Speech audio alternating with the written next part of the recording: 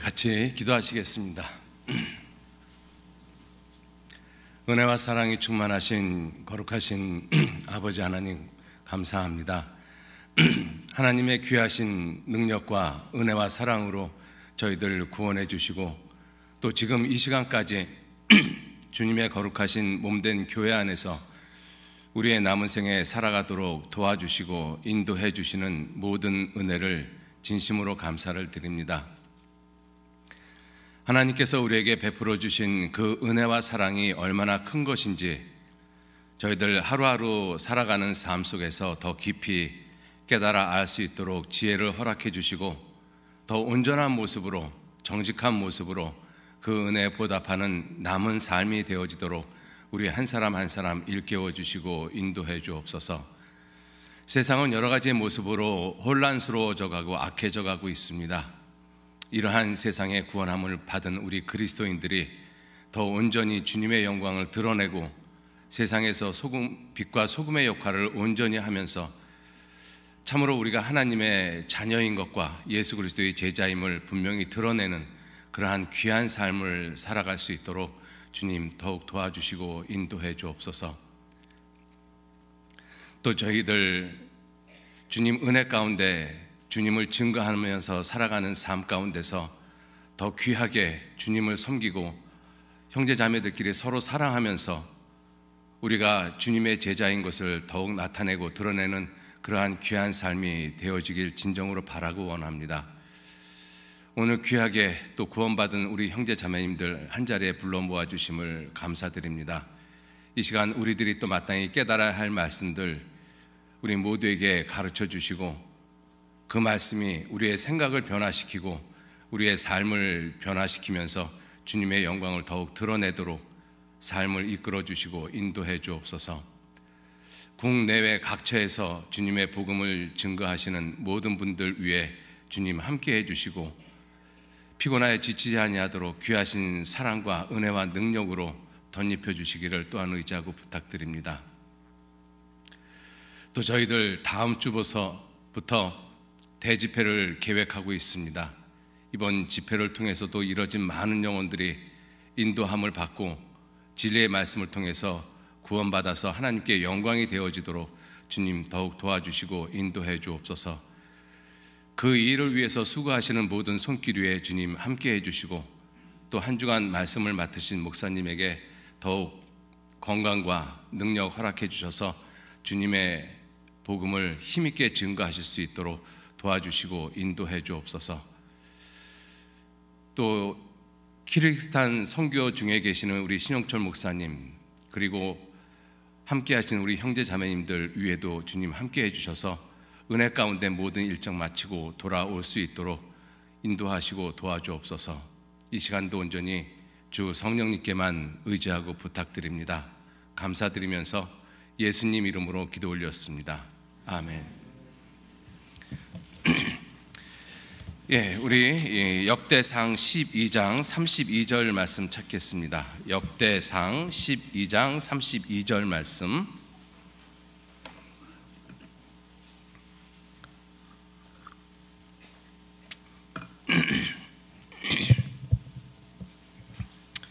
역대상 12장 32절, 구약성경 631페이지입니다.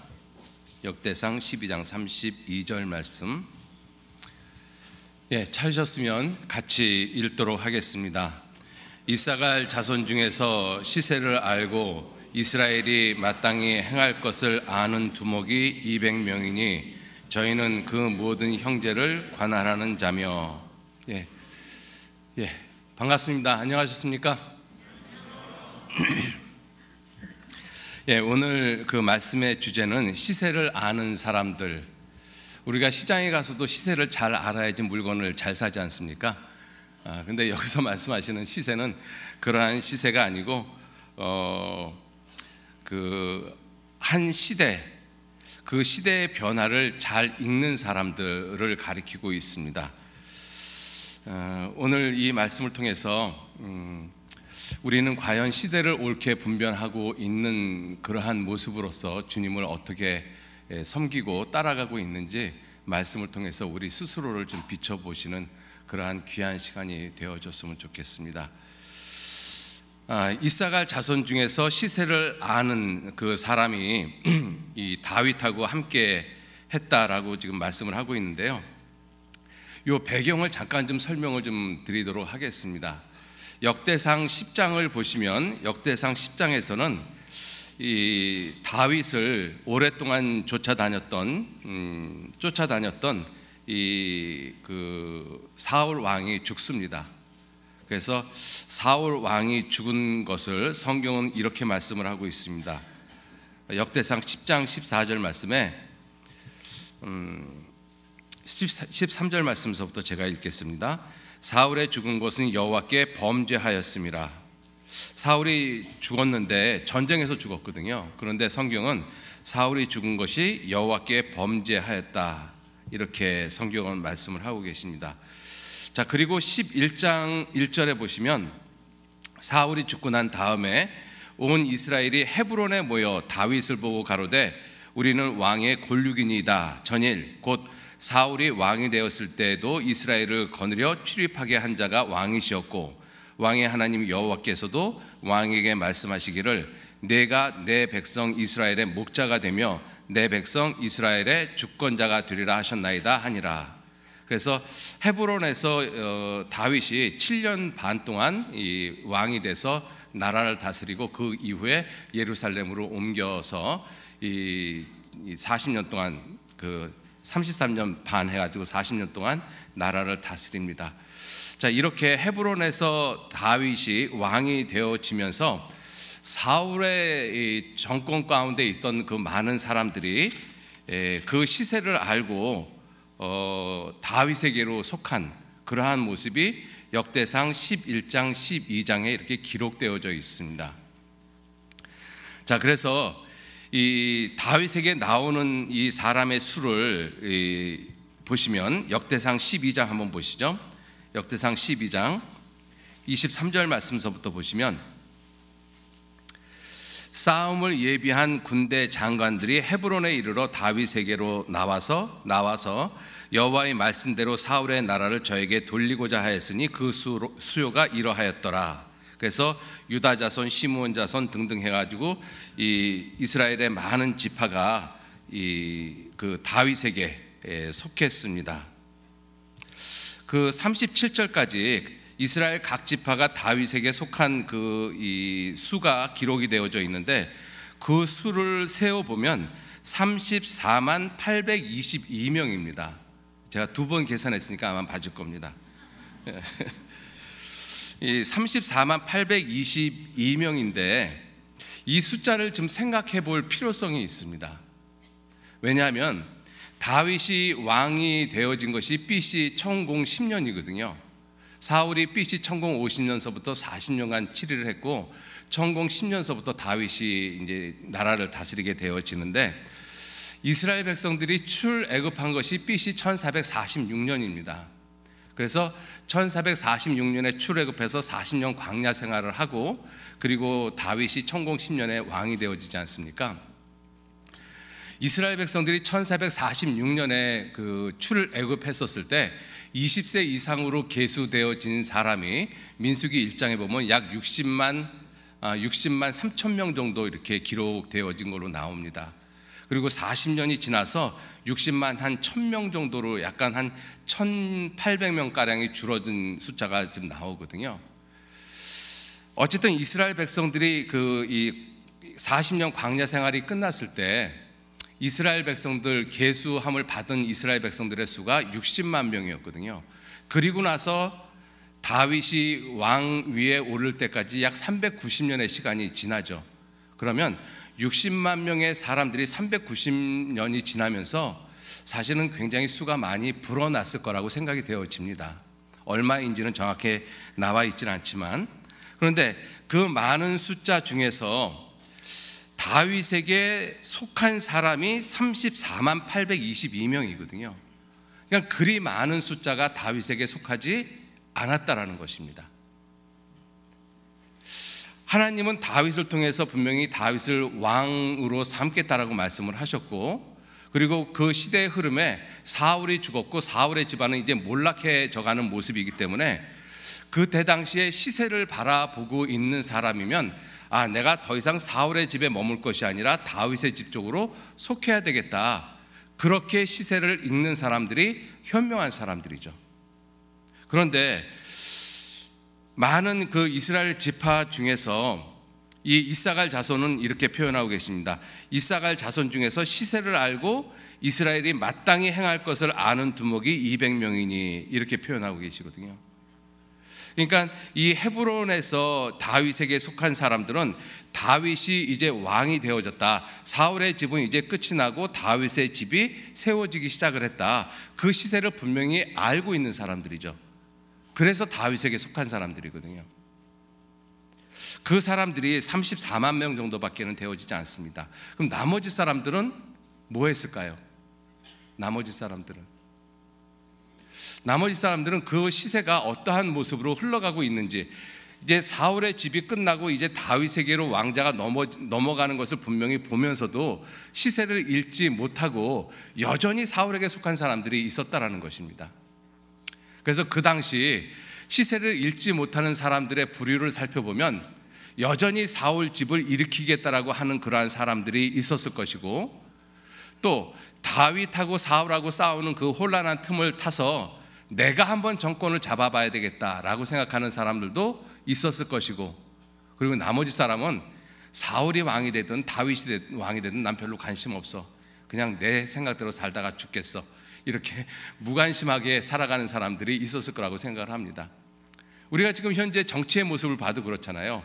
좌파, 우파, 중도, 무관심, 그죠? 이런 모습이 나눠지는데 아마 이때도 그러한 모습이 충분히 있었을 거라고 생각이 되어집니다. 자, 그런데 우리는 이미 성경을 알고 있기 때문에 사울이 죽고 난 다음에 다윗에게 왕자가 옮겨간다는 것은 우리는 분명히 알고 있습니다. 그러나 그 시대의 사람들의 입장에서는 그래도 사울의 집안에서 왕위를 계승해야 되지 않겠어? 그래서 사울의 군대 장관이었던 넬의 아들 아브넬이 사울의 아들 이스보셋을 왕으로 삼았습니다. 그래서 2년 동안 치리했다라고 사무엘하 2장에는 표현하고 계시거든요. 자, 그렇게 아직 사울의 집에 속한 사람들이 아직도 많이 있었어요. 그러니까 이사갈 자손 중에서 현 시세를 정확히 파악을 하고 다윗에게 돌아온 사람이 있다라고 한 표현은 굉장히 의미 있는 표현이죠. 눈에 보여지는 그러한 분명한 현상을 보고 그 흐름이 어떠한 흐름인지를 알고 있는 사람들은 아주 현명한 사람들인 것입니다. 그런데 눈에 분명히 보여지는 현상이 있음에도 불구하고 그거하고는 전혀 상관없이 자기 고집대로 살아가는 사람들 얼마든지 있을 수 있거든요. 이 시대에는 그래도 사울의 집에 내가 속해야지 라고 생각하는 사람들이 얼마든지 있을 수 있습니다. 그것을 알 수 있는 것이 12장, 역대상 12장 29절 말씀 한번 보시죠. 역대상 12장 29절. 베냐민 자손 곧 사울의 동족은 아직도 태반이나 사울의 집을 좇으나 그 중에서 나온 자가 3,000명이요. 자, 29절에 말씀하시기를 베냐민, 이 사울의 이 지파죠. 이 사울이 베냐민 지파니까는요. 그 베냐민 자손은 아직도 태반이나 사울의 집을 쫓았다. 그런데 그 태반이나 사울의 집을 쫓는 사람들 중에서 나온 사람은 겨우 3,000명 정도 나왔다라고 되어 있습니다. 그러니까 이러한 표현을 살펴보면 정말 그 시대에 다윗에게로 모든 것이 옮겨가는 시대임에도 불구하고 시세를 제대로 알고 있는 사람, 읽고 있는 사람이 그리 많지 않았다라는 것을 우리가 알 수가 있어요. 특히 베냐민 지파는 더욱 그러죠. 이 베냐민 지파가 출애굽할 당시에 이 민수기 1장에 보면 35,400명으로 기록이 되어져 있습니다. 그리고 40년이 지난 다음에 계수된 인원이 45,600명으로 계수되어져 있습니다.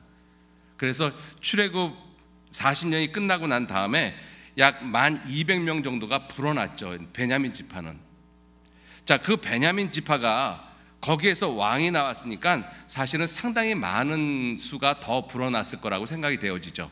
왜냐하면 그때부터 390년이 또 흘렀으니까 얼마나 많은 수가 불어났겠습니까? 그런데 그 중에서 시세를 알고 다윗에게 속한 사람은 3,000명밖에는 되어지지 않는다라고 말씀을 하고 있습니다. 이 분명히 눈에 보이는 그러한 현상을 보면서 이제 다윗에게로 속해야 되겠다, 그렇게 시세를 읽고 있는 사람들이 사실은 그리 많지 않았다라는 것이죠. 어리석은 사람들입니다. 그래서 이때 헤브론에서 다윗이 왕이 되어졌을 때 그 시세를 알고 그 흐름을 알고 다윗에게 속한 사람들은 사실 그리 많지 않았다. 그런데 우리가 이러한 것을 보면 왜 분명히 눈에 보이는 그러한 것들을 보면서 충분히 예측을 할 수가 있는데 이제 사울의 집은 끝나고 다윗의 집 쪽으로 옮겨가는구나, 충분히 읽을 수 있는데 왜 여전히 사울의 집을 쫓는 사람들이 있을까요? 왜 자기가 왕이 되겠다라고 생각하는 사람들이 있고 나는 뭐가 되든 상관이 없다, 별로 그런 데 관심이 없다, 이렇게 생각하는 사람들이 왜 있었을까? 한번 좀 생각을 해보시죠. 야고보서 1장 14절 말씀에 사람이 시험을 받는 것은 자기 욕심에 이끌려 미혹된다라고 돼 있어요. 미혹됨이니, 미혹되어져 있기 때문에 그렇거든요. 분명히 눈에 보이는 사실을 사실로 바라보지 못하는 이유는 무엇인가 미혹되어져 있기 때문에 그렇습니다. 자기 욕심에 이끌려 미혹되어져 있기 때문에. 사울의 집에 속해 있는 사람들은 그래도 우리가 다시 사울의 집을 일으켜야지. 왜? 기득권이라는 것이 있었잖아요. 사울 집을 쫓았던 사람들은, 그죠? 그 기득권을 포기하고 어떻게 다윗에게 왕자를 물려줘? 안 되지. 내 기득권을 찾아야지. 그러한 어떤 욕심이 있기 때문에 미혹되어져 있었고, 그래서 시세를 갖다가 옳게 분별하지 못한다라고 말씀을 하고 계십니다. 이것은 우리가 살고 있는 이 시대에도 정말 많은 교훈이 된다고 생각합니다.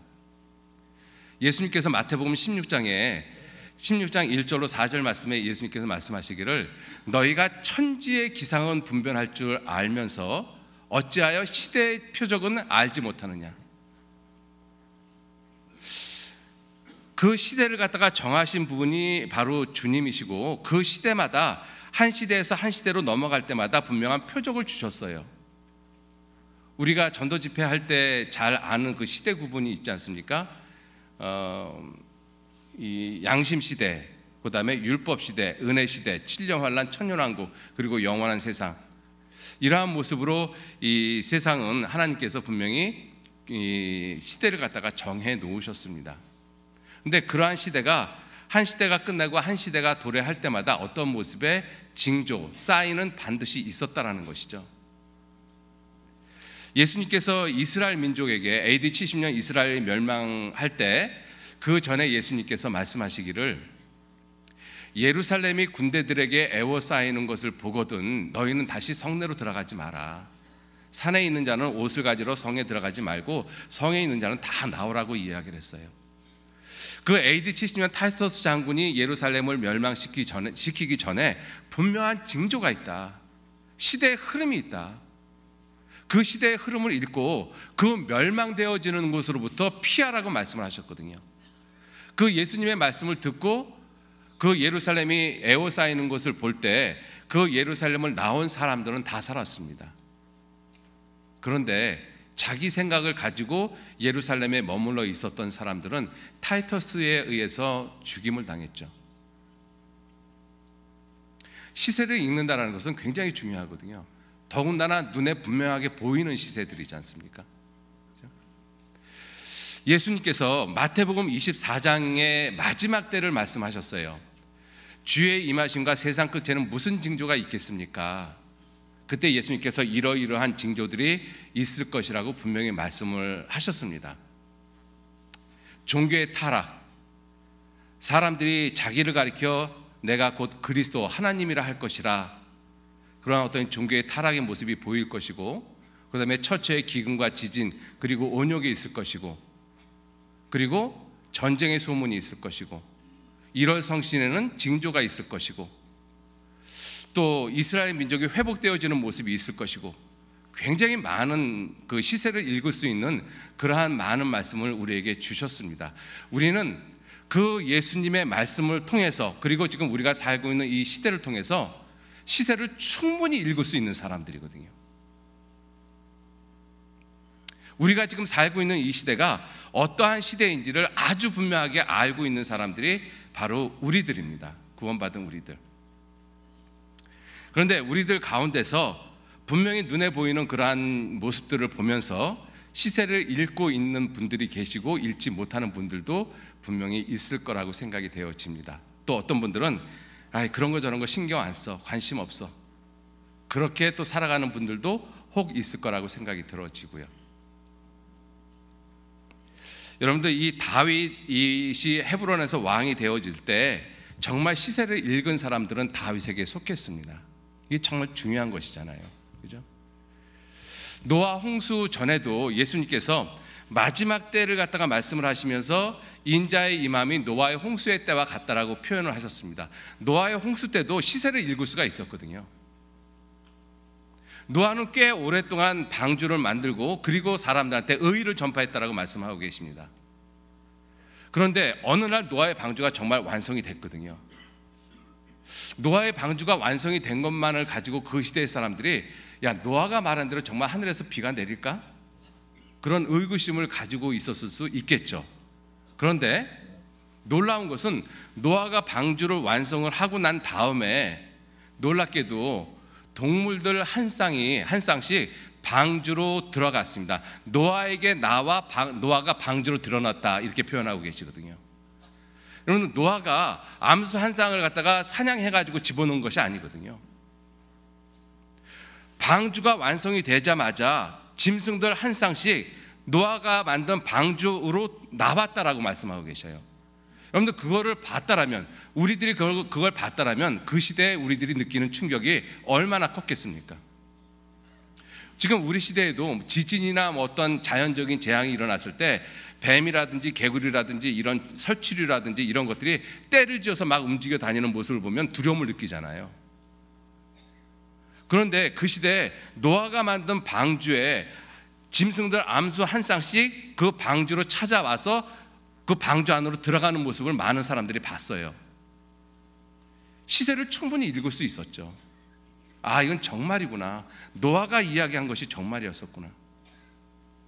그런데 그 시세를 읽고 방주로 들어간 사람은 노아 식구 8명 외에는 아무도 없었습니다. 무시해버렸던 거죠. 눈에 보이는 분명한 현상을 무시해버렸던 것입니다. 어리석은 모습입니다. 그죠? 자, 이렇게 눈에 보이는 분명한 현실을 읽지 못하는 사람은 아주 어리석은 사람입니다. 그런데 여기 이사갈 자손 중에 시세를 알고 다윗에게 나온 사람들, 아주 현명한 사람들이죠. 똑똑한 사람들이죠. 그런데 이 이사갈 자손 중에서 시세를 알고 다윗에게 나온 사람들, 헤브론에서 다윗에게 나온 사람들보다 더 분명하게 시세를 읽었던 사람들이 있습니다. 눈에 보이지 않는 시세, 하나님의 보이지 않는 손길을 읽은 사람들이 있어요. 이 헤브론에서 다윗에게 나온 사람보다 훨씬 더 현명하고 똑똑하고 하나님께 근접해 있는 사람들이 있었다는 뜻입니다. 역대상 12장 1절 말씀 보시죠.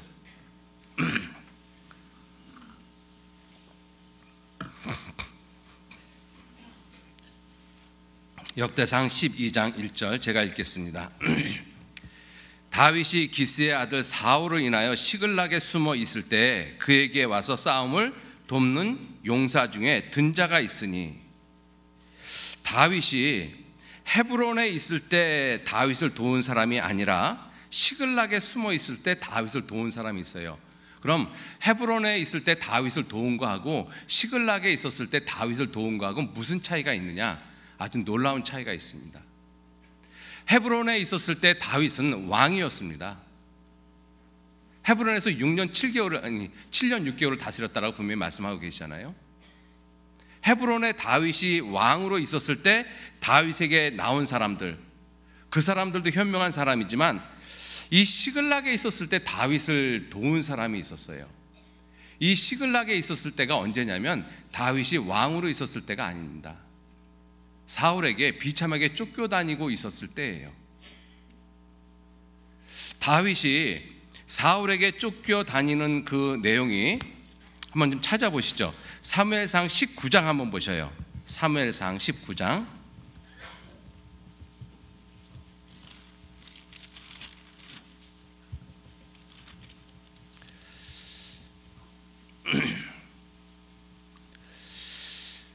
사울이 다윗을 시기해서 다윗을 죽이려고 단창을 가지고 사울을 죽이려고 했던 때가 있었습니다. 19장 9절 말씀해 보시면 사울이 손에 단창을 가지고 그 집에 앉았을 때 여호와의 부리신 악신이 사울에게 접하였으므로 다윗이 손으로 수금을 탈 때 사울이 단창으로 다윗을 벽에 박으려 하였으나 그래서 그 밤에 다윗이 도망을 갔어요. 이때부터 이제 다윗은 혼자의 몸으로 사울을 피해서 계속 도망 다니는 삶이 시작되어집니다. 이때 다윗의 나이가 학자들은 20살 정도, 20살 정도라고 이야기를 합니다.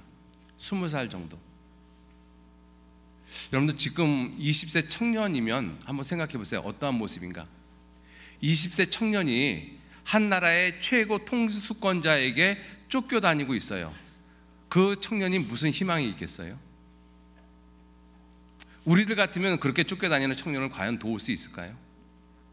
자, 어찌됐든 다윗은 이때부터 사울에게 쫓겨다니기 시작을 해서 23장까지가 다윗이 사울에게 쫓겨다니는 1차 시기라고 학자들은 이야기를 하고 있습니다. 뭐 학자들마다 좀 차이는 있겠습니다만은, 자, 이 다윗이 그렇게 사울에게 쫓겨다닐 때 23장을 한번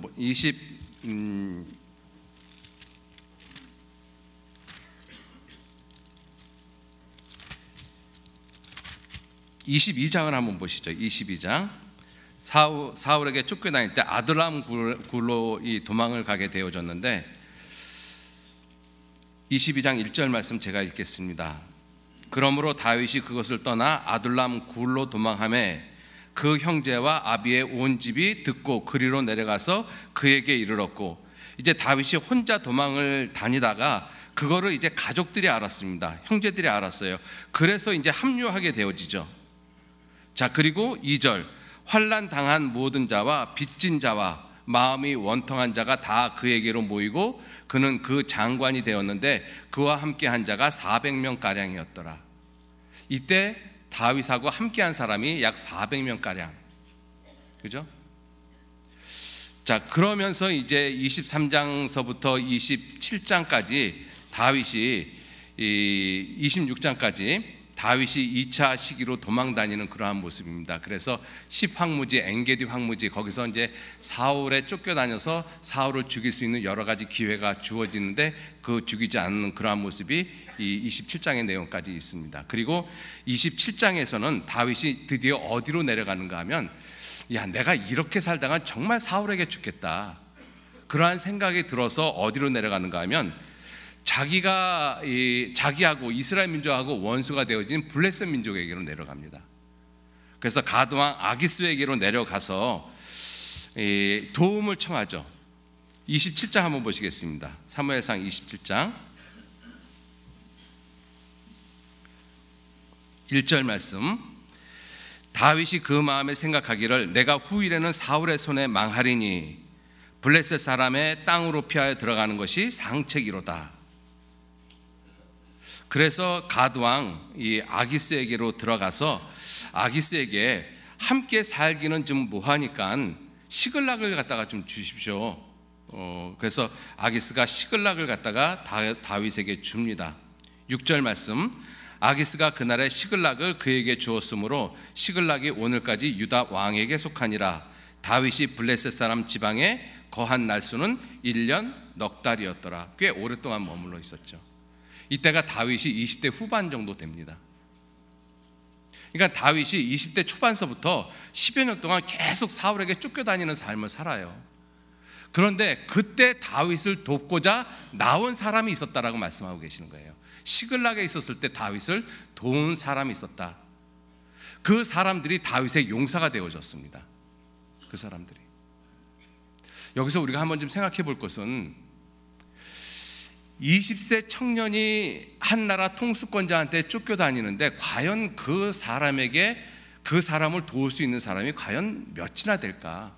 또 다윗을 만약에 도왔다라고 한다면 그 사람은 무슨 생각을 가지고 20대 청년 다윗을 도왔을까? 이거를 우리가 한번 좀 생각을 해봐야죠. 보통 사람들 같으면 그렇게 쫓겨다니는 다윗을 돕지 않겠습니다. 저 같아도 안 돕죠. 무슨 희망이 있다고 돕겠습니까? 그죠? 그런데 다윗을 도운 사람들이 있다라고 말씀하고 계시잖아요. 역대상 12장 1절에 시글락에 있었을 때 다윗을 도운 사람이 있었다. 그러니까 이 사람들은 어떤 사람들이냐면 눈에 보이는 시세만 읽은 것이 아니라 눈에 보이지 않는 시세를 읽은 사람들입니다. 하나님이 다윗에게 기름을 부었고 그리고 다윗이 틀림없이 이 나라의 왕이 될 것이다. 사울에게 쫓겨다니면서 사울의 집은 몰락할 것이고 다윗은 반드시 그 집을 이룰 것이다, 세울 것이다. 그것을 미리 본 사람들이 있었다라는 것입니다. 그게 보이지 않는 시세를 읽은 사람들이에요. 대단한 사람들이죠. 그 사람들은 과연 어떻게 해서 그러한 시세를 읽을 수 있었을까? 어떤 사람은 눈에 보이는 시세도 읽지 못하는 어리석은 사람들이 있는데 눈에 보이지 않는 시세를 읽고 다윗을 도운 사람들이 있어요. 그 사람들은 도대체 어떤 생각, 어떠한 마음을 가졌길래 다윗을 도왔을까? 우리가 좀 한번 생각을 좀 해봤으면 좋겠습니다. 이 사무엘상 25장을 보면 나발이라는 사람하고 나발의 아내 아비가일이라는 사람이 나옵니다. 이 두 사람을 보면은요 아주 극명하게 대조가 되어져요. 한번 사무엘상 25장 찾아보시죠.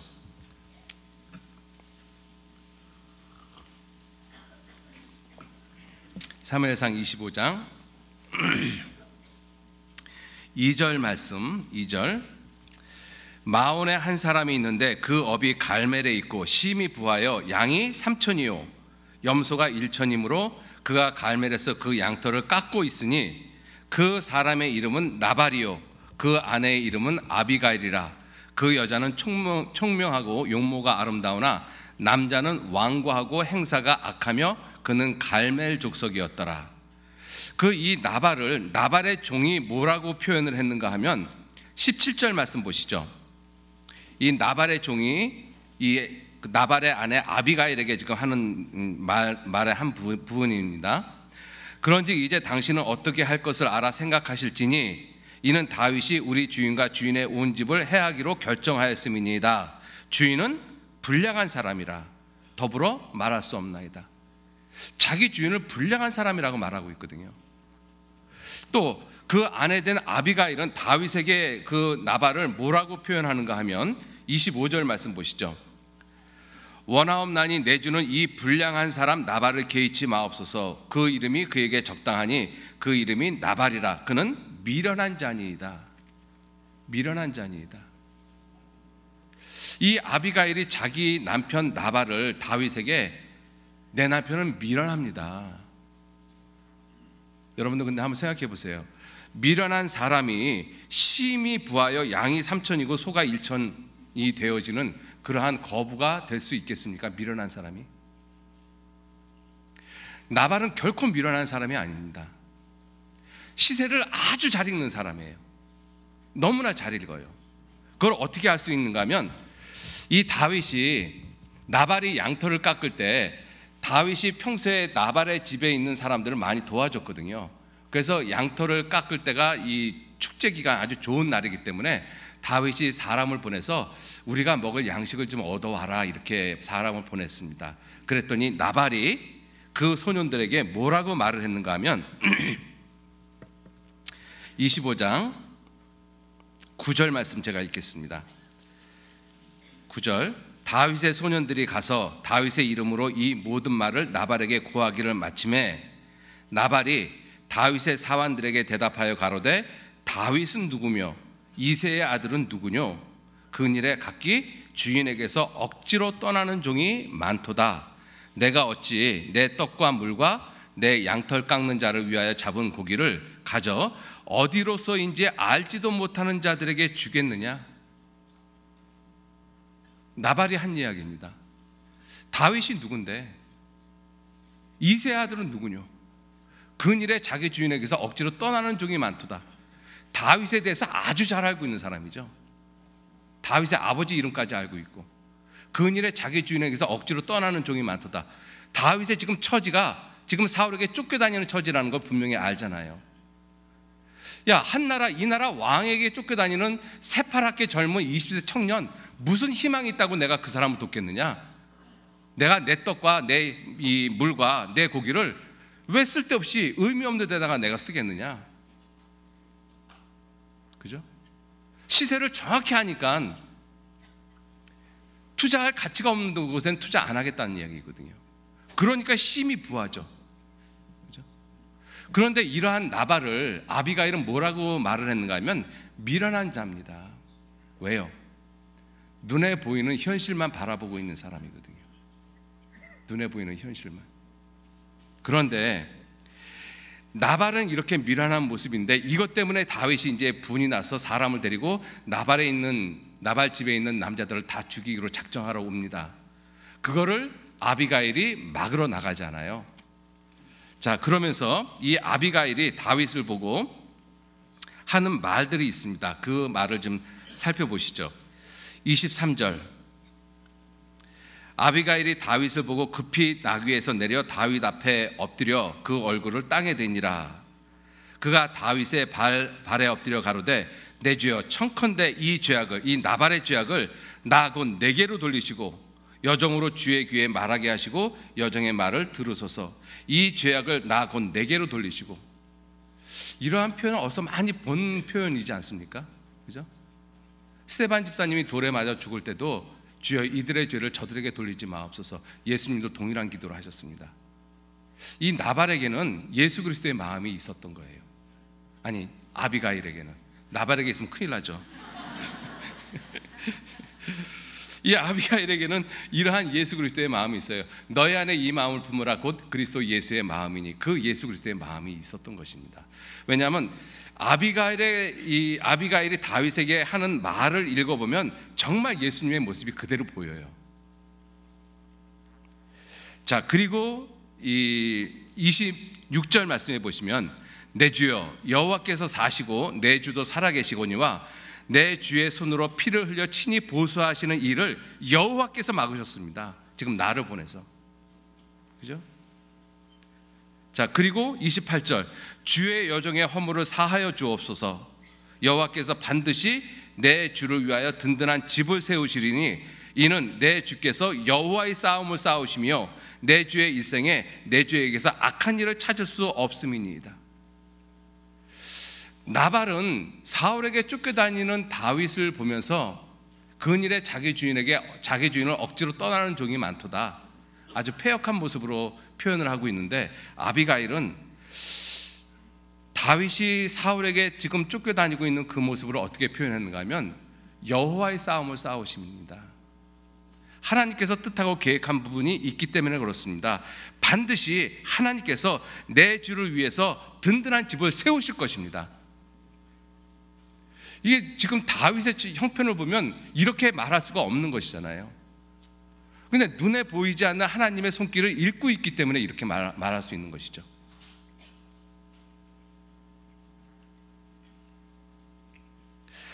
자, 그리고 이 다윗이 그 아비가일에게 말하기를, 32절. 다윗이 아비가일에게 이르되, 오늘날 너를 보내어 나를 영접케 하신 이스라엘의 하나님 여호와를 찬송할지로다. 또 내 지혜를 칭찬할지며 또 내게 복이 있을지로다. 오늘날 내가 피를 흘릴 것과 친히 보수하는 것을 내가 막았느니라. 이 예수님이 하나님의 이 공의 때문에 우리 모든 사람은 죄인으로 태어나서 죄를 짓고 살다가 하나님의 공의 앞에서 심판받고 다 지옥 갈 수밖에 없는 사람들이잖아요. 그죠? 그 하나님의 그 공의 앞에 막아서신 분이 누구셔요? 바로 예수님이십니다. 이 아비가일에게는 그 지혜가 있어요. 내 지혜를 칭찬할지며. 그럼 아비가일은 이렇게 보이지 않는 시세를 읽을 수 있는 그 힘, 그 지혜가 과연 어디서 왔을까? 어디서 왔겠습니까? 시글락에 있을 때 다윗을 돕는 사람들, 눈에 보이는 그 시세하고는 전혀 상관없이 눈에 보이지 않는 그 하나님의 손길, 그 시세를 갖다가 읽을 수 있었던 그 힘은 과연 어디에서 왔을까?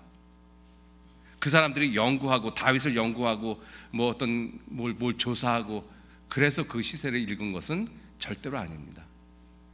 그 시세를 읽을 수 있는 힘은 하나님께로부터 오지 않으면 절대로 읽지 못해요.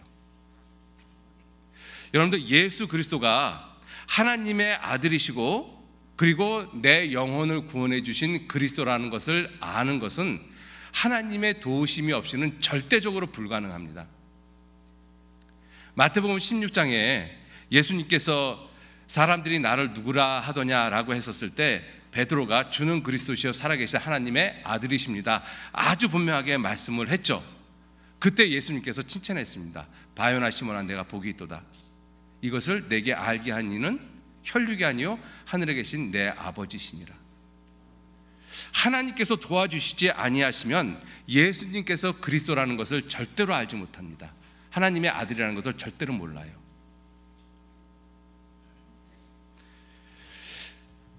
이 시글락에 있을 때 이 다윗을 도운 사람들, 또 아비가일 같이 보이지 않는 그러한 그 하나님의 손길을 미리 읽을 수 있었던 그 힘은 하나님께서 주셨어요. 역대상 12장 보시죠. 역대상 12장.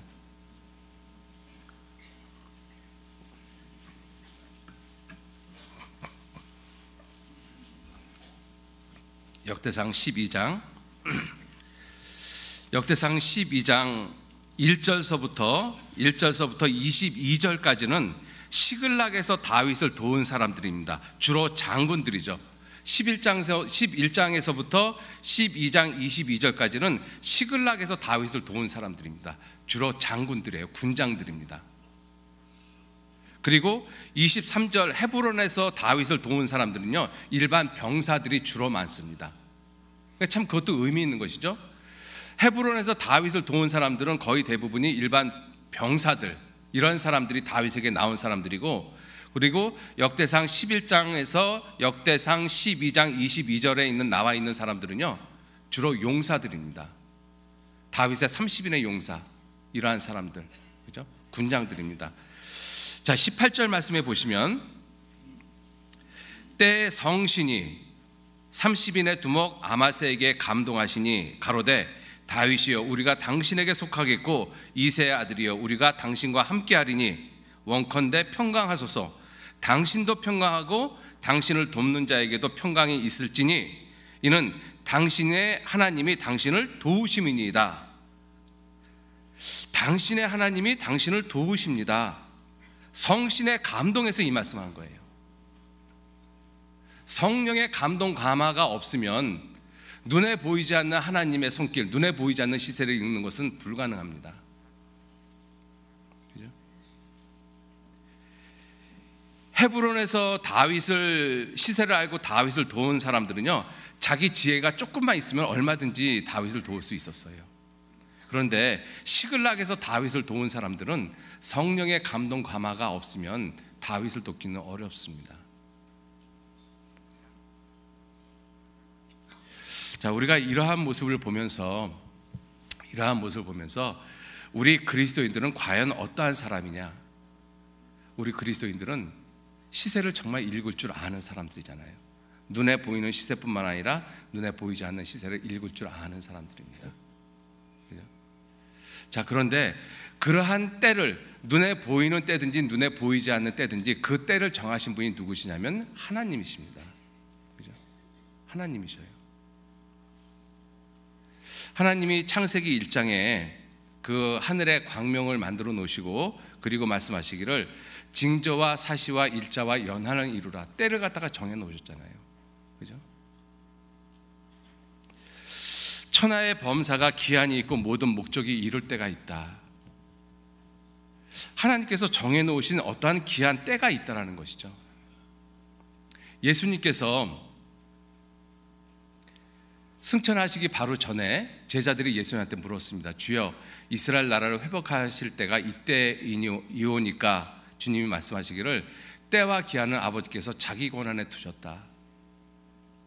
그러니까 이 시세, 때, 권한 이러한 모든 것들은 결국은 주님께 다 속한 것입니다. 그래서 이 시세를 가장 잘 아시는 분이 누구시냐면 바로 예수님이셔요. 왜? 예수님은 하나님이시기 때문에 그렇습니다. 여러분들, 우리가 예수님에 대해서 정말 좀 생각해야 될 것이 무엇이냐면 이러한 모습이 좀 있을 수 있다라고 생각이 들어집니다. 뭐냐면 우리가 예수님을 하나님의 아들이라고 이렇게 표현을 하고 성경도 그렇게 말씀을 하고 계시지 않습니까? 그러니까 하나님보다 약간은 좀 못하신 그러한 모습. 그래서 하나님 같으신 분이 예수님으로 생각을 하시는 분들이 혹 있어요. 여러분들, 예수님을 하나님 같으신 분으로 생각을 하면 그건 큰 오해이십니다. 이 성경을 믿고 하나님을 믿는다라고 하는 사람들 가운데서도 예수님을 하나님 같으신 분으로 생각하는 그러한 사람들이 있잖아요. 그죠? 어느 종파라고 말씀드리기는 뭐하지만 예수님을 하나님이 만드신 창조물 중에서 가장 으뜸되시는 분, 그래서 하나님 같으신 분으로 생각을 하거든요. 여러분들, 예수님은 하나님 같으신 분이 아니라 하나님이십니다. 제가 한번 이렇게 이야기해 볼게요. 어떤 분이 손주를 갖다가 아주 예쁜 손주를 안고 왔어요. 근데 제가 그 손주를 보면서 어휴, 얘 사람같이 생겼네? 그러면 그거 욕이에요? 칭찬이에요? 진짜 욕이거든요. 그죠? 사람 보고 사람같이 생겼네 그러면 어떡합니까? 그죠? 예수님을 보고 하나님 같다라고 이야기하면 그건 예수님 모독하는 것이거든요. 성경은 분명히 예수님이 하나님이라고 말씀하고 계셔요. 로마서 9장 5절 말씀에 조상들도 저희 것이요 또 육신으로 하면 그리스도가 저희에게서 나셨으니 저는 만물 위에 계셔 세세의 찬양을 받으실 누구시라? 하나님이시라. 성경은 예수님이 하나님이시라고 아주 분명하게 말씀하고 계십니다. 그죠? 그렇기 때문에 예수님은 자기의 때에 대해서 아주 분명하게 알고 계시죠. 자기의 때에 대해서.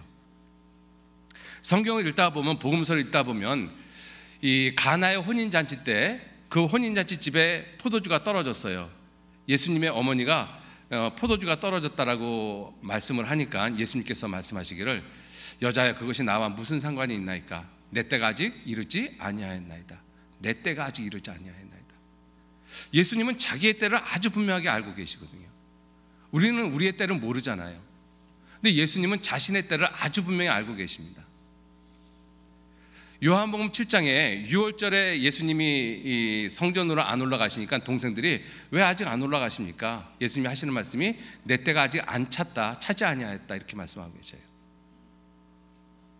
요한복음 12장에 예수님께서 이 예루살렘에 입성을 하시고 그리고 나서 헬라인 중 몇 사람이 빌립을 찾아왔습니다. 우리가 예수님을 좀 뵀으면 좋겠습니다. 그랬더니 빌립이 안드레에게 말하고 안드레와 빌립이 예수님에게 예수님, 헬라 사람 몇 명이 예수님을 좀 보자고 하십니다.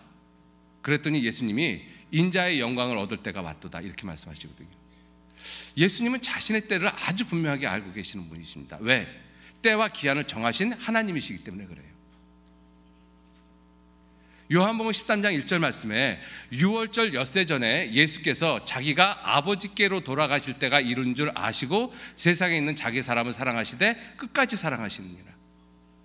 아버지께로 돌아가실 때가 이른 줄 아시고, 예수님은 자기의 때에 대해서 아주 분명하게 알고 계시거든요.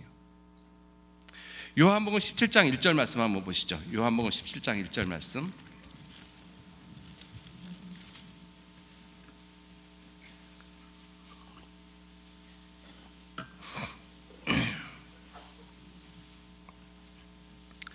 요한복음 17장 1절 말씀.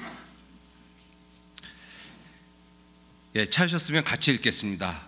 예수께서 이 말씀을 하시고 눈을 들어 하늘을 우러러 가라사대 아버지여 때가 이르러 싸우니 아들을 영화롭게 하사 아들로 아버지를 영화롭게 하옵소서. 아버지여 때가 이르렀습니다. 예수님 지금 십자가를 앞에 두고 겟세마네 동산에서 하시는 기도의 내용입니다. 아버지여 때가 이르렀습니다. 때가 이르렀으니 아들을 영화롭게 하사 아들로 아버지를 영화롭게 하옵소서.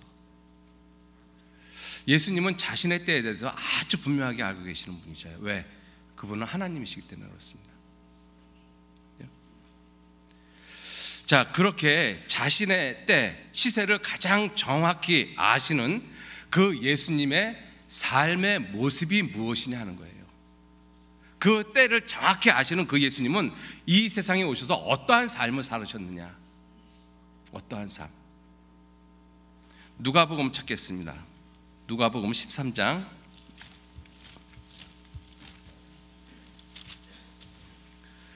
누가복음 13장 31절.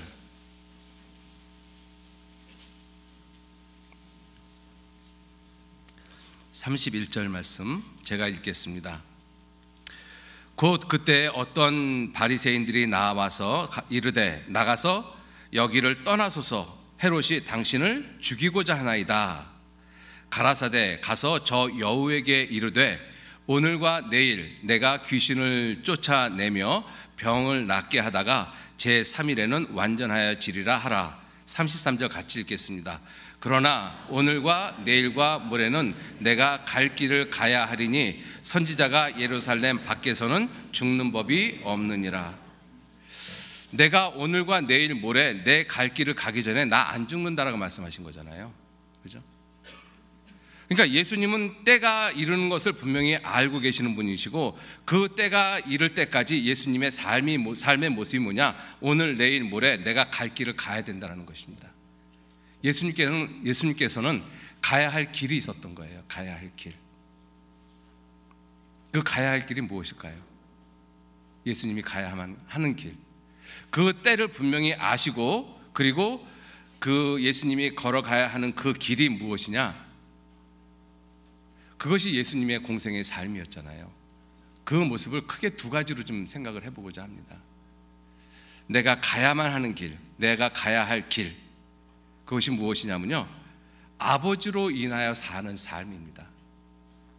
자신을 보내신 아버지로 인하여 사는 삶.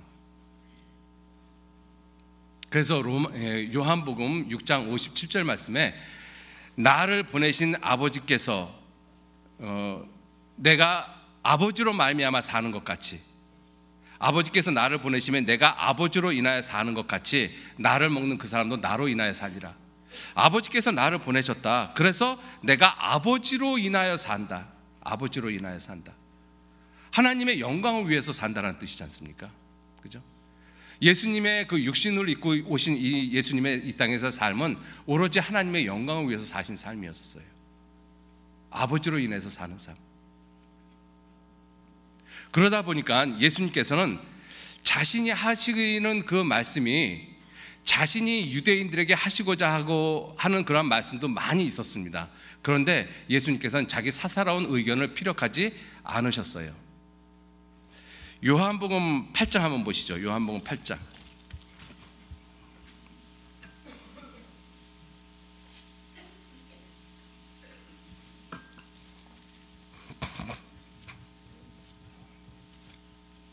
요한복음 8장 26절. 내가 너희를 대하여 말하고 판단할 것이 많으나 나를 보내신 이가 참되심에 내가 그에게 들은 그것을 세상에게 말하노라. 나를 보내신 이가 참되심에 내가 그에게서, 아버지에게서 들은 그것을 세상에게 말하노라. 예수님은, 육신을 입고 오신 예수님은 하나님의 말씀에 절대적인 순종이었습니다. 그죠? 그것이 때와 시기를, 눈에 보이지 않는 그 때와 시기를 주관하시는 예수님의 삶의 모습이었어요. 보내신 분의 영광을 위해서, 보내신 분의 뜻을 위해서 살아가는 삶. 그러니까 말씀하시는 것도 하나님 말씀을 하고 계시는 것이죠. 그리고 요한복음 14장 10절 말씀에 내가 아버지 안에, 아버지가 내 안에 계신 것을 너희가 알지 못하느냐? 그리고 말씀하시기를 내가 너희에게 이르는 말이 아버지께서 내 안에 계셔서 그의 일을 하시는 것이라고 말씀하고 계셔요.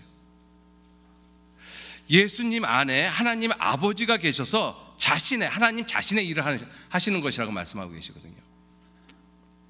그리고 결국은 그 예수님을 통해서 예수님이 십자가에 못 박혀 돌아가셨습니다. 그리고 죽으셨잖아요. 그리고 우리 죄를 다 용서하셨어요. 그런데 그 모습을 사도행전 20장 28절 말씀에 말씀하시기를 하나님이 자기 피로 사신 교회를 치게 하셨다라고 말씀하시고 계시거든요.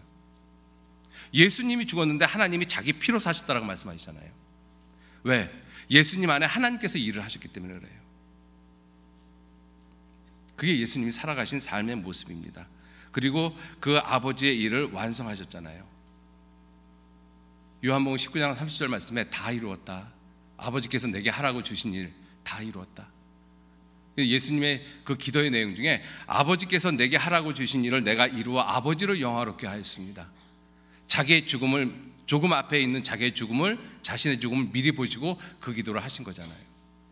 그러니까 예수님이 나를 보내시는 아버지로 말미암아 내가 세상에 산다. 철저하게 아버지의 영광을 위해서 아버지의 말씀을 순종하면서 그렇게 사신 그 모습이 바로 예수 그리스도 자신의 모습이십니다. 그죠?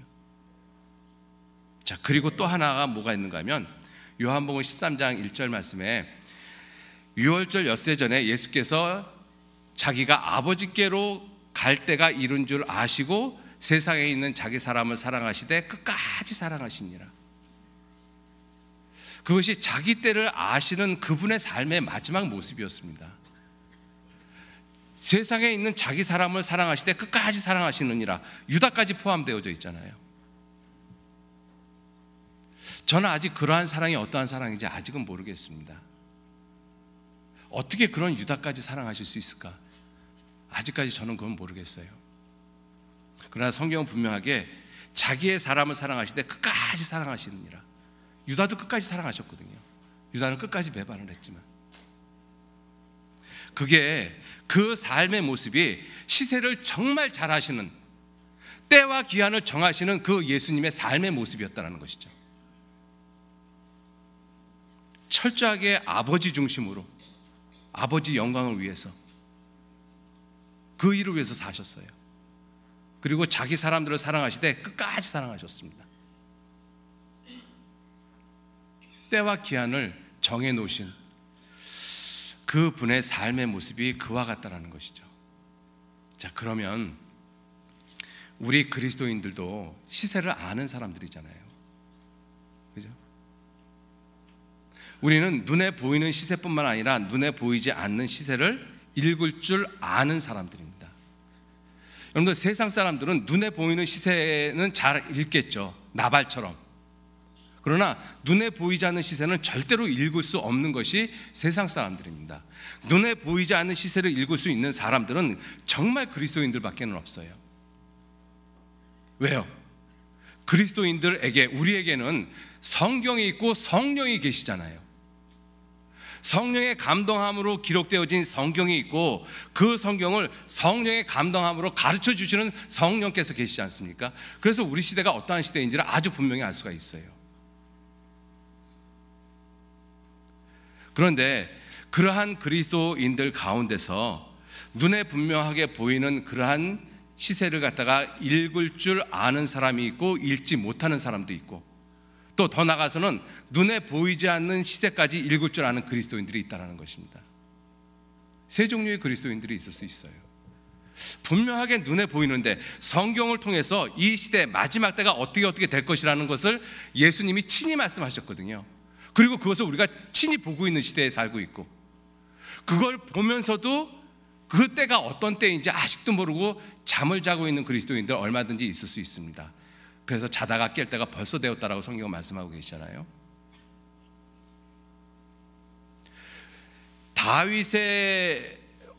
다윗에게로 왕가가 옮겨간 것을 분명히 보면서도 시세를 읽지 못하고 사울의 집안에 그대로 눌러있는 사람, 어리석은 사람이죠. 예수님이 다시 오시는 것을 보고 있으면서도 여전히 세상 가운데 눌러있는 그리스도인, 동일하게 어리석은 모습인 것입니다. 적어도 우리 그리스도인들은 헤브론에 있었을 때 다윗을 도운 사람 정도는 돼야 되잖아요. 눈에 보이는 이 모습을 보면서 정말 우리가 살고 있는 이 시대가 정말로 가까운 시대였구나, 그걸 알아야지 준비를 할 거 아니겠습니까? 그죠? 그걸 알아야지만 다윗에게 속하겠죠. 그러나 더 나가서는 눈에 보이지 않는 시세를 읽은 사람들이 있었잖아요. 시글락에 있었을 때 다윗을 도운 사람들, 그죠? 여러분들, 우리 그리스도인들은 눈에 보이지 않는 시세를 정말로 읽을 수 있는 사람들이에요. 머지않아 이 세상이 끝나면 예수님께서 다스리는 영원한 나라가 틀림없이 옵니다. 이 땅에 천년왕국이 이루어지고, 그리고 천년왕국이 끝나면 영원한 세상이 반드시 와요. 그건 눈에 보이지 않는 세상이잖아요. 우리는 그 시세를 읽을 줄 아는 사람들이지 않습니까? 그죠? 다윗이 고난을 당했을 때 그 다윗과 함께 동고동락을 한 사람, 20세의 젊은이를 갖다가 도와주겠다, 그와 함께 나라를 세우겠다라고 한 사람, 그래서 엄청난 고난을 당했습니다. 다윗이 사울에게 쫓겨날 때 다윗만 쫓겨다니는 게 아니잖아요. 다윗을 도운 사람들 함께 쫓겨다녔거든요. 함께 고난을 받았어요. 그들이 그 고난을 참고 견뎠던 이유가 뭐겠습니까? 눈에 보이지 않는 시세를 읽었으니까 그렇죠. 다윗은 반드시 왕이 될 것이다. 그 시세를 읽었어요. 그리고 그것대로 다윗이 왕이 되면서 그들은 군장이 되어졌습니다. 멋있잖아요. 여러분들, 머지않아 이 세상이 멸망하고 나면 천년왕국이 반드시 옵니다. 영원한 천국이 반드시 와요.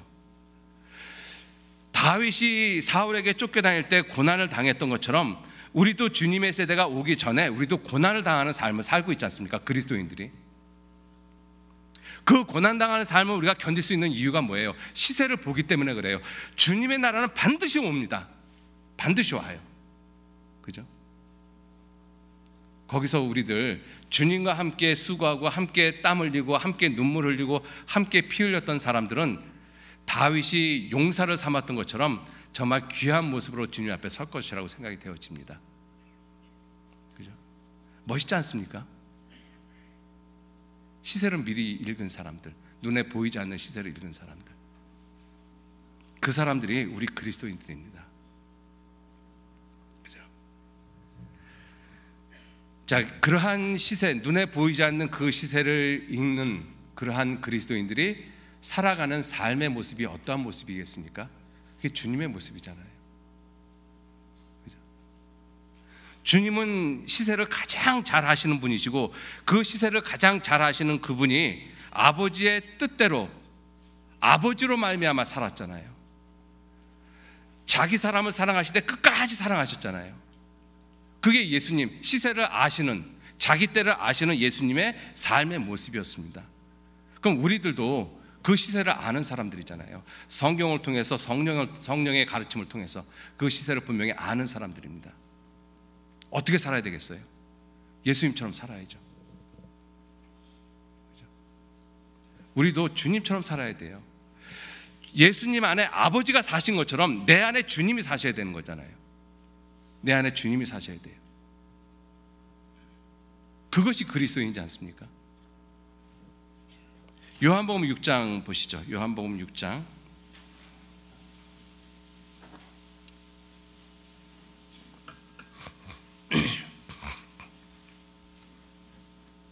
요한복음 6장 57절 말씀. 57절. 예, 같이 읽겠습니다. 살아계신 아버지께서 나를 보내심에 내가 아버지로 인하여 사는 것 같이 나를 먹는 그 사람도 나로 인하여 살리라. 예수님이 아버지로 인하여 살았다. 그와 마찬가지 나를 먹는 그 사람도 나로 인하여 살리라. 여기서 나로 인하여 살리라, 첫 번째가 구원입니다. 그죠? 예수님을 먹는다, 예수님을 믿는 것을 가리키잖아요. 자, 그렇게 구원받은 사람이 살아가는 삶도 예수님으로 말미암아 살아갑니다. 예수님의 영광을 위해서, 예수님이 그 안에 사는 삶이기 때문에. 예수님 안에 아버지가 살았던 것처럼 우리 안에 누가 사시는가 하면 예수님이 사시잖아요. 예수님이. 그죠? 여러분들, 정말 우리 안에 예수님 사십니다. 어떻게 해요? 성령의 모습으로. 우리가 잘 아는 갈라디아 2장 20절 말씀 다 암송하시죠? 대답이 없으시네요. 암송 못하시면 오늘 집에 가지 말고 그냥 암송하셔요. 같이 암송 한번 해보시죠. 내가 그리스도와 함께 십자가에 못 박혔나니 그런즉 이제는 내가 산 것이 아니요 오직 내 안에 그리스도께서 사신 것이라. 예, 보세요. 오직 내 안에 그리스도께서 사신 것이라. 내 안에 그리스도께서 사신다라고 되어 있잖아요. 예수님 안에 누가 계셨어요? 하나님 아버지가 계셨잖아요. 그래서 예수님은 하나님 아버지의 삶을 산 거잖아요. 내가 아버지로 인하여 사는 것 같이. 구원받은 우리 안에 누가 계십니까? 예수님 계십니다. 오직 내 안에 그리스도께서 사신 것이라.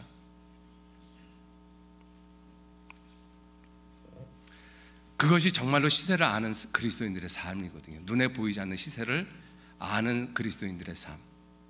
내 안에 예수님이 사셔요. 내 안에 예수님이 사시면 그 사람은 어떻게 살아야 돼요?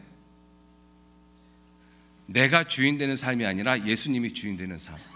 그죠?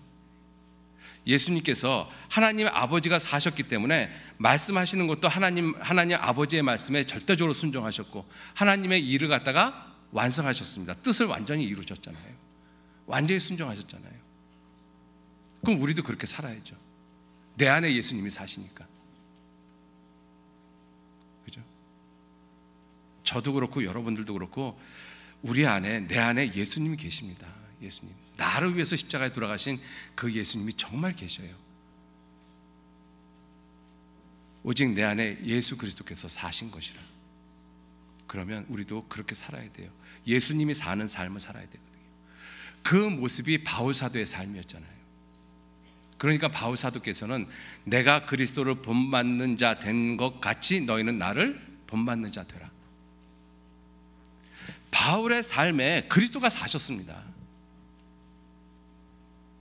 그러니까 바울이 내가 그리스도를 본받는 자 된 것 같이 나를 본받으라고 감히 말하실 수가 있는 거잖아요. 누가 그렇게 이야기를 하겠습니까? 그리스도께서 사시지 않았다면, 바울 자신의 개인의 삶이었다면 바울이 어떻게 그렇게 말을 할 수 있겠습니까? 바울이 그렇게 말을 할 수가 있고 그 말이 성경에 기록되어진 것은 그 바울 안에 예수님이 정말 계셨기 때문에 그래요. 그 삶을 사셨기 때문에 그렇고. 우리도 그렇게 살아야죠. 우리도. 저도 그렇고 여러분들도 그렇고. 내가 사는 삶이 아니라 정말 예수님이 주인 되어진 삶. 사도행전 2장 36절 말씀에 그런즉 온 이스라엘 집은 정령할지니 너희가 십자가에 못 박은 이 예수를 하나님이 주와 그리스도가 되게 하셨다. 여러분들, 내 주인은 내가 아니라 주님이십니다. 예수님이셔요. 예수님이 주인 된 삶을 사셔야 되거든요. 그래서 우리 구원받은 그리스도인들도 우리가 오늘, 내일, 모레 가야 할 길이 있습니다. 나의 달려갈 길과 주 예수께 받은 사명, 곧 하나님의 은혜 복음 증거하는 일을 마치려 하면은 나의 생명을 조금도 귀한 것으로 여기지 아니하였노라. 그 말씀을 하시고 바울 사도는 목 잘려 죽으셨습니다. 우리도 가야 할 길이 있거든요. 그것이 무슨 길이냐? 예수님이 친히 가르쳐 주셨어요. 그게 제자의 길입니다. 마태복음 16장 보시죠.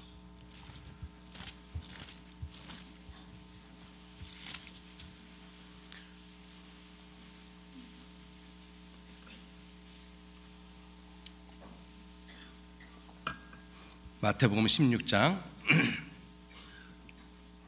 24절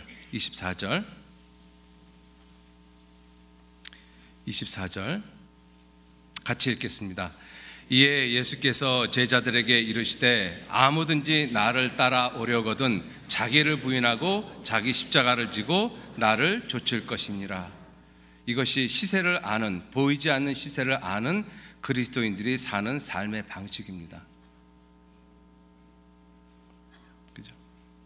우리들이 가야 할 길이 있거든요. 이 예수님께서 친히 말씀해 주신 거잖아요. 제자들에게 이르시되 아무든지 나를 따라오려거든 자기를 부인하고. 여러분들, 우리가 우리 자신을 부인한다는 것이 구체적으로 뭘 것 같습니까? 어떤 모습일 것 같습니까? 나를 부인한다.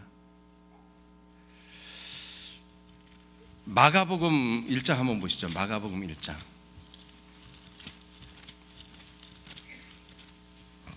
마가복음 1장 16절 말씀, 마가복음 1장 16절 말씀 제가 읽겠습니다. 갈릴리 해변으로 지나가시다가 시몬과 그 형제 안드레가 바다에 그물 던지는 것을 보시니 저희는 어부라. 예수께서 가라사대 나를 따라 오너라. 내가 너희로 사람을 낚는 어부가 되게 하리라 하시니 곧 그물을 버려두고 쫓으니라. 조금 더 가시다가 세베대의 아들 야고보와 그 형제 요한을 보시니 저희도 배에 있어 그물을 깁는데 곧 부르시니 그 아비 세베대를 사꾼들과 함께 배에 버려두고 예수를 따라가니라. 여러분들, 나를 부인하는 것의 첫 번째가 무엇이냐면요, 내가 추구하고 내가 추종했던 것들을 버려야만 돼요. 그게 나를 부인하는 것입니다. 우리가 구원받기 전에는 세상 것을 추구했잖아요. 세상 사람을 추종하고. 그죠? 구원받은 이후에도 우리가 예수 그리스도 십자가 외에 다른 것을 추구하고 있는 모습들이 있습니다. 물질적인 것들은 반드시 버려야 돼요. 왜냐하면 이 그물을 버렸다라고 말씀하고 있잖아요. 어부들에게 있어서 그물은 절대적인 것입니다. 그물을 통해서 고기를 잡고 그 고기를 팔아서 돈을 얻고 그 돈을 통해서 아이들 교육도 하고 집도 사고 노후도 준비하고 여러 가지 할 수 있지 않습니까? 그러니까 어부들에게서는 그물이 삶의 가장 근본이나 마찬가지죠. 그거 버리라고 말씀하시는 거예요. 우리가 추구했던 물질적인 추구, 구원받은 이후에도 물질적인 추구, 돈을 사랑함이 일만하게 뿌리가 된다. 돈을 사랑하는 것, 돈 자체가 일만하게 뿌리라고 말씀 안 하셨어요. 돈을 사랑함이 일만하게 뿌리가 된다. 물질적인 추구, 정말 우리가 추구해야 될 것이 무엇이냐? 예수 그리스도십니다. 너희의 믿는 도리의 사도시며 대제사장이신 예수를 깊이 생각하라. 우리의 삶은 오직 예수 그리스도로 초점이 맞춰져야 돼요. 그런데 예수 그리스도가 초점이 아닌 다른 것에 초점이 맞춰져 있는 그러한 것이 있다면 그거 버려야 됩니다. 그죠? 물질적인 추구가 있다면 버리셔야 돼요. 자, 그런데 세베대의 아들은 이 아비 세베대를 사꾼과 함께 배에 버려뒀다. 우리가 주님을 쫓아가는 삶 가운데서 내 부모를 어떻게 버립니까? 성경에는 부모 공경하라고 되어 있는데 사람은 버리는 것이 아니에요. 그럼 어떻게 해야 되느냐? 순서를 바꿔야 되는 것입니다. 내가 주님을 알기 전에, 주님을 섬기기 전에 내가 사람을 추종하고 사람을 따라갔다면, 사람이 1번이었다면 그 순서가 바뀌어야 되는 것이죠. 주님이 가장 먼저가 돼야 돼요. 주님이. 누가복음 9장에 어떤 사람이 예수님, 내가 예수님을 쫓아가겠습니다. 그런데 내 아버지가 죽었습니다. 아버지 장사 치르고 주님 쫓겠습니다. 예수님께서 죽은 자들로 저희 죽은 자들을 장사하게 하고 너는 가서 하나님 나라의 복음을 전파하라고 말씀하셨거든요. 순서 바꾸라는 이야기입니다. 너희는 먼저 그의 나라와 그의 의를 구하라. 그리하면 이 모든 것을 내게 더하시리라. 어떻게 우리가 부모를 버려요? 부모 못 버리죠. 그러나 주님하고 부모가 있었을 때 그 순서는 반드시 바꾸셔야 돼요. 그 의미가 버려뒀다는 뜻입니다. 여러분들, 그렇게 물질적인 추구, 사람에 대한 추종이 바뀌어져야 된다는 것이죠. 그게 그래야지만 내가 부인이 되어지거든요. 그리고 자기 십자가를 지고, 여러분들, 우리에게 십자가가 있습니다. 십자가가 의미하는 것이 뭐겠습니까? 예수님은 십자가에 돌아가시기 전에 120대의 채찍을 맞았어요. 온몸이 상처투성이었잖아요. 그 상처투성이인 그 예수님의 몸에 십자가가 짊어졌잖아요. 상처를 더 상처나게 하고 그 상처를 더 힘들게 만드는 것, 그게 십자가거든요. 우리의 모습에 삶에 상처들이 있거든요. 근데 그 상처를 더 힘들게 만드는 것이 십자가예요. 예수님은 그 십자가를 지시고 넘어지셨습니다. 여러 번 넘어지셨어요. 십자가는 나를 넘어지게 하는 거거든요. 나를 넘어지게 하는 거 있잖아요. 그죠? 십자가는 예수님의 손과 발을 갖다 못 박았습니다. 내 손과 발을 꼼짝 못하게 만들어 놓는 것이 십자가예요. 그리고 십자가에서 예수님이 돌아가셨어요. 내가 죽어야 하는 것입니다. 그게 십자가거든요. 그 십자가를 지고 날마다 나를 좇을 것이니라. 그게 그리스도인이 가야만 하는 길입니다. 예수님께서도 가야만 하는 길이 있었듯이 우리 그리스도인들도 가야만 하는 길이 있거든요. 그리고 우리에게 주신 새 계명이 있어요. 너희는 서로 사랑하라. 내가 너희를 사랑한 것 같이. 너희가 서로 사랑하면 사람들이 너희가 내 제자인 줄 알리라. 여러분들 사랑하셔야 됩니다. 저도 그렇게 하지 못하면서 이런 말씀을 드려서 죄송합니다만은 정말 사랑하셔야 돼요. 그죠? 정말 서로 사랑하셔야 돼요. 그게 그리스도인의 삶이기 때문에 그렇습니다. 우리 그리스도인들 보이지 않는 시세를 읽는 사람들입니다. 그죠? 머지않아 이 세상은 없어지거든요. 세상아 잘 있거라 나는 가노라. 7년 환난 있기 전에 나는 가노라. 옛날 어르신들 그런 찬송 많이 부르셨잖아요. 그죠? 그 세상이 반드시 와요. 그것을 알 수 있는 사람들이 우리 그리스도인이잖아요. 그리스도인들이 사는 삶의 모습, 예수님의 모습입니다. 그죠? 자, 그리고 마지막으로 하나 좀 당부를 드리고 싶은 것은 이제 다음 주부터 우리 대집회가 있습니다. 분명히 눈에 보이는 시세를 보는데도 불구하고 그 시세에 대해서 아무 관심이 없는 사람은 정말 미련한 사람이죠. 그죠? 여러분들 그러한 대집회가 있다라고 했었을 때 그 대집회를 진행하는 그러한 모든 시간 가운데 누가 계신다라고 생각하십니까? 주님 정말 계셔요. 주님 정말 계십니다. 내가 비록 인도하는 사람이 없다 할지라도 여러분들 마음을 그렇게 잡수셔야 돼요. 내가 이번 한 주간 동안은 어떠한 모습이든지 내가 교회에 와서 함께 내가 기도하고 함께 수고해야 되겠다. 여러분들 그 마음이 있을 때 주님이 그 마음을 보시고 사람을 구원하시는 거잖아요. 어떤 능력 있는 사람이 한두 사람이 나타나갖고 말씀 잘 전하기 때문에 구원받는다고 생각 안 하시잖아요. 그죠? 여러분들 다음 주 한 주간 시간 다 내셔야 돼요. 여기 있는 분들 다 나오셔야 됩니다. 그죠? 제가 다음 주 사회 보거든요. 다 체크. 죄송합니다. 정말 다 나오셔가지고 함께 기도하셔요. 함께. 그죠? 그러면 주님이 분명히 우리를 통해서 역사하실 것입니다. 틀림없이. 예, 같이 기도하고 마치겠습니다. 우리를 사랑하시는 거룩하신 아버지 하나님, 귀한 은혜와 사랑에 진심으로 감사를 드립니다. 우리들이 눈에 보이지 않는 시세를 읽는 사람들이니만큼 온전한 모습으로 주님의 영광을 나타내는 그러한 귀한 삶을 살아갈 수 있도록 도와주시고 인도해 주옵소서. 예수님 안에 하나님 아버지께서 사신 것처럼 우리 안에 주님이 살아계심을 분명히 깨닫고 주님의 선하신 뜻을 드러내고 나타내는 그 귀한 삶을 살아가도록 우리 그리스도인들 모두 이끌어 주시고 인도해 주옵소서. 또 다음 한 주간 동안 주님의 복음의 말씀이 증거되어집니다. 우리 주변에 이뤄진 많은 영혼들 주님께로 인도할 수 있도록 우리의 마음과 생각을 넓혀주시고 담대함도 허락해 주시고 또 이뤄진 영혼들 말씀 앞에 나와서 하나님의 말씀, 진리의 말씀을 통해서 구원받도록 주님께서 친히 이끌어 주시고 인도해 주옵소서. 한 주간 동안 말씀을 맡으신 목사님에게도 더욱 건강과 능력 허락해 주시기를 또한 의지하고 부탁드립니다. 모든 것 주님께 감사드리면서 우리를 사랑하시고 지켜주시는 예수님 이름으로 기도 올렸습니다. 아멘. 예, 우리 은혜 찬송 183장, 은혜 찬송 183장 좀 깁니다. 7절까지 있거든요. 그래서 제가 2분 일찍 끝냈어요. 같이 찬송하시겠습니다. 고맙습니다.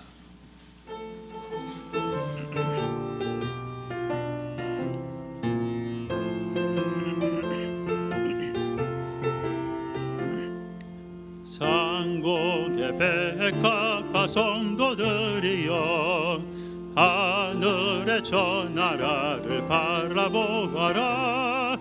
영광의 광채 속에 12 진주문 우리를 위하여서 예비하도다. 세상에 살 길이 험할지라도 하룻밤을 지난 듯이 잠깐이로다.